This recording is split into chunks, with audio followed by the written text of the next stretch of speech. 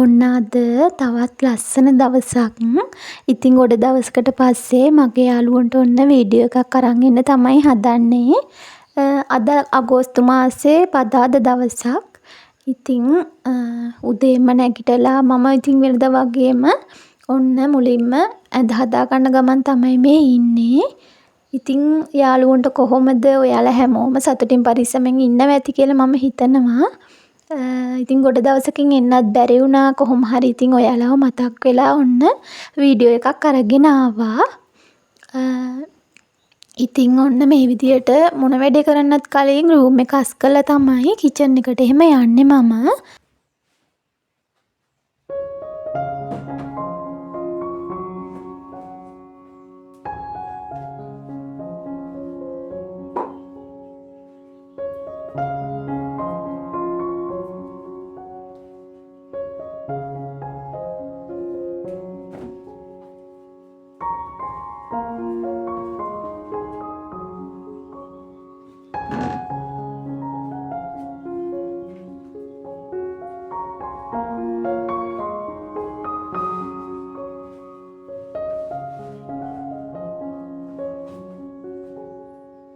ඉතින් මේ වීඩියෝ එකේ තියෙන්නේ උදේ ඉඳන් දවල් වෙනකම් මගේ දවසේ කොහොමද මගේ ගෙදර වැඩ ටික එහෙම කරගන්නේ. ඉතින් උදේ වරුව බිරිඳක් කොහොමද මහන්සි වෙලා වැඩ කරන්නේ කියලා මේ වීඩියෝ එකේ තියෙනවා. ඉතින් මාත් බිරිඳක් විදියට පුළුවන් උපරිමයෙන්ම උදේම නැගිටලා වැඩ ටික පටන් අරන් පිළිවෙලට කරන්න උත්සාහ ගන්න කෙනෙක්. ඉතින් අද ඔයාලත් එක්ක කතා කරන්න හිතුවා. අපේ කම්මැලිකම නැති කරලා උදේම නැගිටලා වැඩ කරාම ගෙදර දියුණුවට වාසනාවට හැම දෙයකටම ඒ උදේ නැගිටින එක බලපානවා. ඉතින් ගෙදර දියුණුවට ගොඩාක් බලපානවා බිරිඳක් උදේම නැගිටලා කම්මැලි නැතුව ගෙදර දොරේ වැඩ ටික කරනවා නම්. මටත් ඒක අත්දැකීමක් තියෙනවා. ඉතින් විවාහ වෙලා හස්බන්ඩ්ලා ගෙදරට ආව දවස්වල ඉතින් මට එච්චර පුරුදු නැහැ.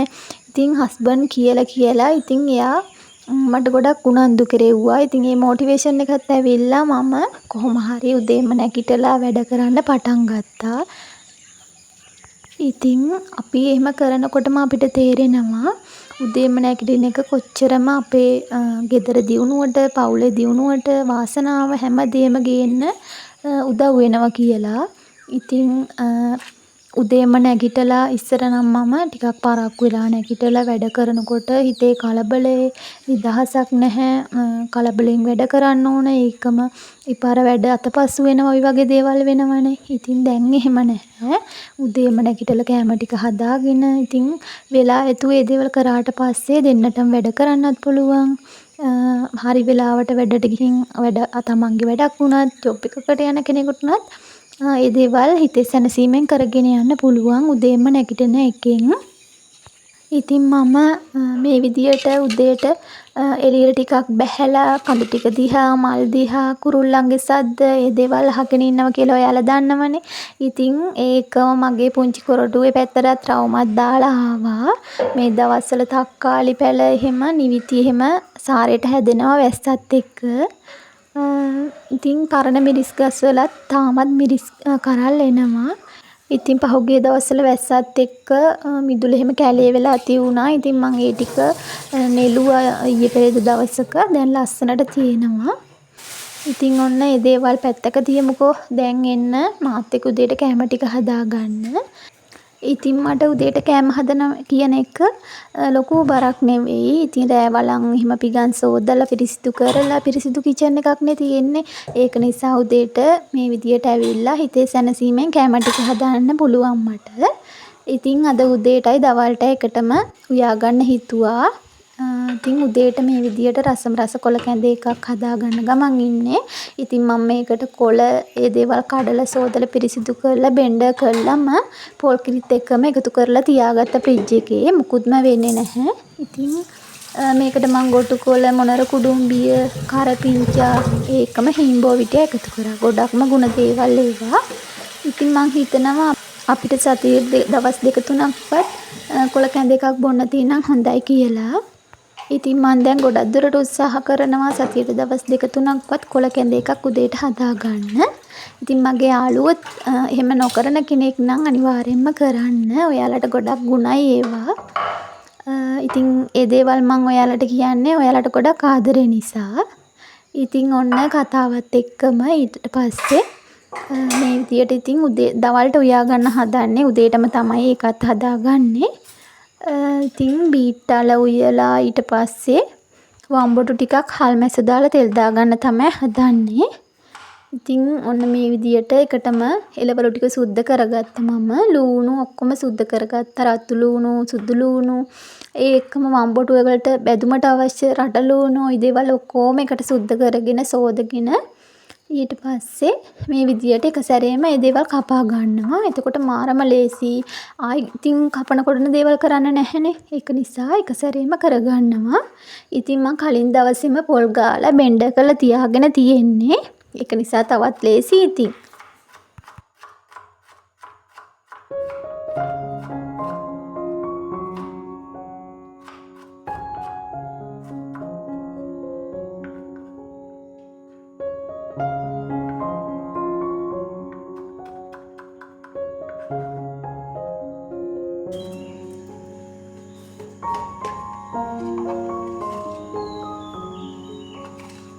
ඉතින් බීට්ටල ටික මේ විදියට කපාගෙන ඊට පස්සේ එකට කරපිංචා ඒකම මේකට අවශ්‍ය කුළු බඩු ටික එකතු කරගන්නවා. ඉතින් මිරිස් ටිකක් දාගත්තා. මිරිස් කුඩු ඊට පස්සේ තුනපහ කහ උළුහල් ලුණු ওই දේවල් ඉතින් රසපදමට දාගන්නවා. ඉතින් මම දැන් පුරුදු වෙලා ඉන්නවා කරපිංචා හැමත් ගෙනල්ලා සෝදලා ෆ්‍රිජ් එකේ භාජනයක දාලා තියාගන්නවා. එතකොට මාරම ලේසි. නැත්තම් කරපිංචා උයනකොට අපිට අනිවාර්යෙන්ම ඕන වෙනවනේ සැරින් සැරේට මේ එළියට දුව කරනකොට. ඉතින් වෙලාව යනවා. ඉතින් අමාරුයිම. ඉතින් ඒක නිසා ඒවත් මම ලේසියට ගෙනල්ලා තියාගෙන තියෙන්නේ. ඔන්න බීට් වෑංජනයේට අවශ්‍ය දේවල් ටික දාලා වතුර ටිකකුත් දාලා බීට් ටික තැම්බෙන්න තියාගත්තා. ඊට පස්සේ මේ දැන් බැදුමට අවශ්‍ය දේවල් ටික ලෑස්ති කරගන්න ගමන් ඉන්නේ. ඉතින් වම්බොටු ටික කපා ගත්තා. ඊට පස්සේ ලුණු ගෙඩි දෙකත් හීනියට කපා ගත්තා. ඒකට කරපිංචා ටිකකුත් එහෙමම එකතු කරා. ඉතින් අනිවාර්යයෙන්ම මම මේ විදිහට හාල් මැස්ස බෙදුමක් හදනකොට සුදු ලුණු බික් දෙක තුනක් හීනියට තල්ලා ගන්නවා. ඉතින් ඒක එකටම තෙලට දැම්මහම මාරම රසක් වගේම සුවඳක් එනවා. ඔයාලා දාන්න නැත්නම් එහෙම දාලා හදලා බලන්න මාරම රසයි. ඕන්න ඉතින් මේකටත් අවශ්‍ය කුළු බඩු ටික ඔක්කොම එකතු කරගන්නවා. කහ ඒකම මිරිස් කෑලි ලුණු ඒ දේවල් ටික එකතු කරගන්නවා. ඉතින් අද මේ බැදුමට හාල් මැස්ස තමයි එකතු කරන්නේ මම.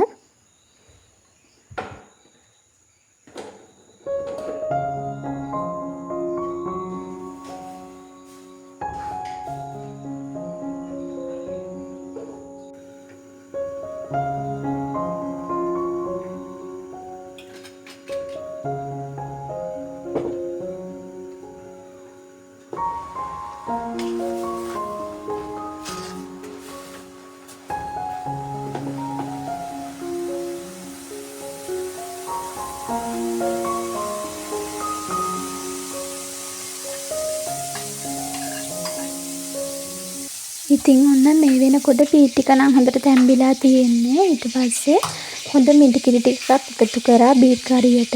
ඉතින් ටික වෙලාවක් මේක හිඳ ගත්තට පස්සේ තමයි බීට් කරිය මාර විදියට රස වෙන්නේ.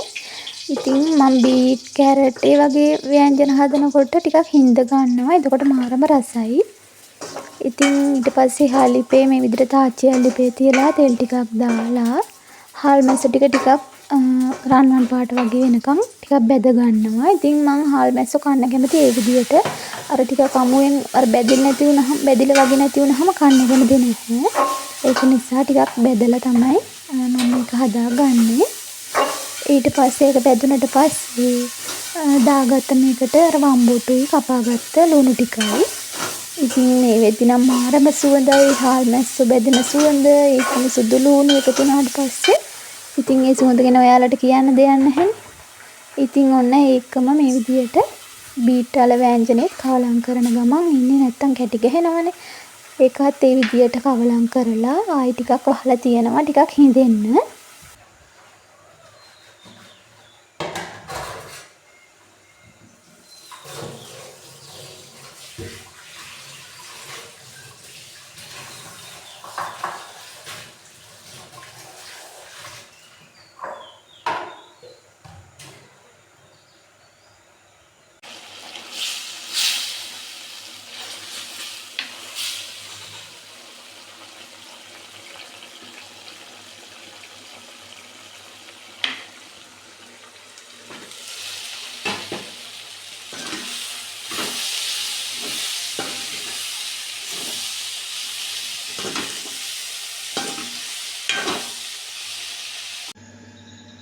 ඔන්න මේ වෙද්දි නම් හැමදේම ඉවරයි කිචන් එකේ වැඩ.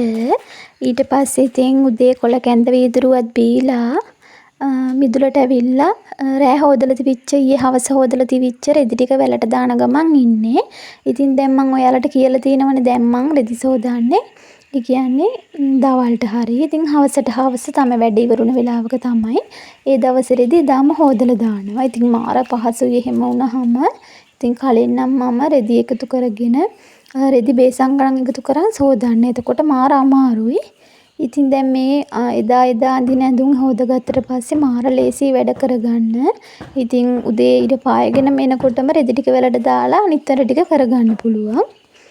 ඉතින් ওই විදිහට තමයි මගේ වැඩ පහසු කරගන්න මම පොඩි විදියට වැඩ පහසු කරගන්න කරපු දේවල්. ඉතින් දවස ගාන අඳින ඇඳුම් දවස් ගානෙම සෝද ගන්නකොට රෙදි ගොඩාක් නැහැනේ. ඒක නිසා රෙදි වැලේ පිරෙන්නත් රෙදි නැහැ. ඉතින් ওই දැන් වහින කාලයකට වගේ තමයි ඉතින් රෙදි එකතු වෙන්නේ සෝදලා වේල ගන්න විදියක් නැති වුනහම නැත්තම් ඉතින් එදා සෝදනේ වැලට දැම්මට පස්සේ ඒක හවස් වෙනකොට වේලිලා ඉවරයි. ඉතින් හවස් වෙනකොට ඉතින් රෙදි ටික නවලා අල්මාරියට දාගන්න තමයි තියෙන්නේ. එතකොට ඉතින් රෙදි නවන එකත් අමාරු නැහැ. රෙදි දෙක තුනයිනේ තියෙන්නේ. ගොඩාක් නැති නිසා රෙදි නවන්නත් ලොකුවට නැහැ. ඉතින් ඒ ක්‍රමය ගොඩක් ලේසි කියලා මං හිතනවා.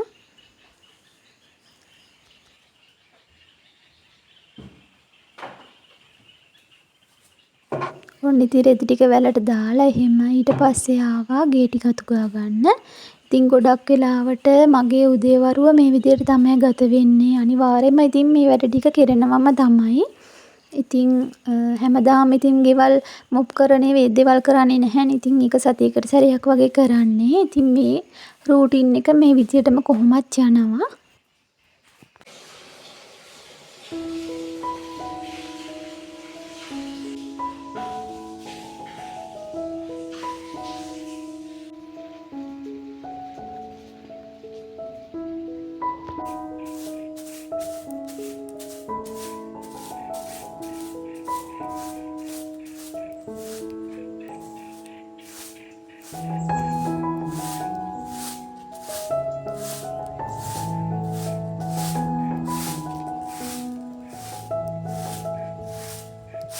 ඉතින් ඔන්න මේ වෙද්දි නම් ගේ ඇතුලේ වැඩ ටික නම් ඉවරයි. ඊට පස්සේ ඉතින් මේ වෙනකොට දැන් අවුවත් පායලා තියෙන්නේ සාමාන්‍ය විදියට. ඉතින් මිදුලට ඇවිල්ලා මිදුල වැඩ ටිකක් කරන්න තමයි හදන්නේ. ඉතින් අපේ මිදුල ටිකක් ලොකු මිදුලක්. ඉතින් ඇඟටත් හොඳයි. ඉතින් මේ විදිහට මිදුල ටිකක් අතු ගාන එක මං හරි ආසයි මේ වැඩේට. කුරුල්ලන්ගේ සද්ද ඒ දේවල් අහගෙන ඉතින් මේ විදිහට මිදුල ටික අතු ගාන ගමන් ඉන්නේ. ඉතින් මේ වැඩ ටික වෙන අතරෙම ඉතින් කතා කරමුකෝ.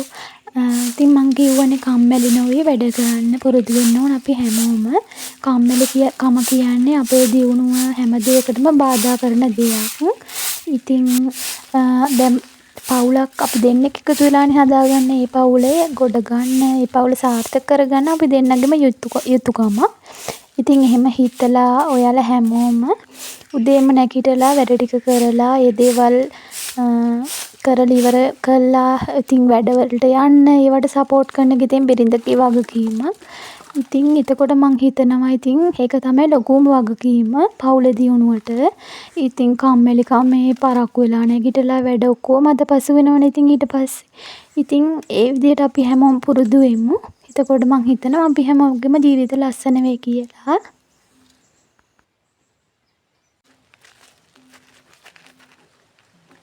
ඉතින් මගේ ඇතුලේ මේ විදියට ඉටිකොල එහෙම දාන්න ඩස්බින් එකක් තියලා තියෙනවා.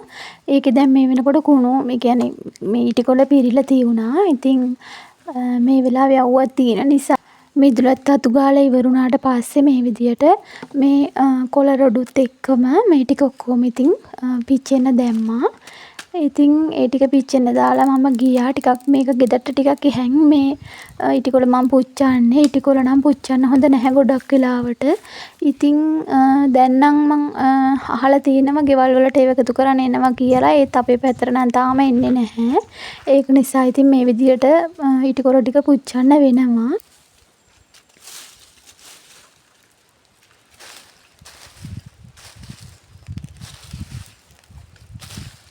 ඉතින් මේ විදියට තමයි මගේ සාමාන්‍ය දවසක උදේවරුව ගත වෙන්නේ. ඉතින් මං හිතනවා මගේ යාළුවෝ හැමෝම අදත් මගේ වීඩියෝ එකට ආස වෙන්නේ නැති කියලා. ඉතින් ඉක්මනට ආයි වීඩියෝ එකකින් එන්නම් ඔයාලව බලන්න. අදට මං ගිහින් එන්නම්. ඉතින් මේ වැඩ ටික ඉවර කරලා වොෂ් එකක් දාගෙන ඉතින් දවල්ට කන්නත් ඕන. ඉතින් ඔයාලා හැමෝටම බුදු සරණයි.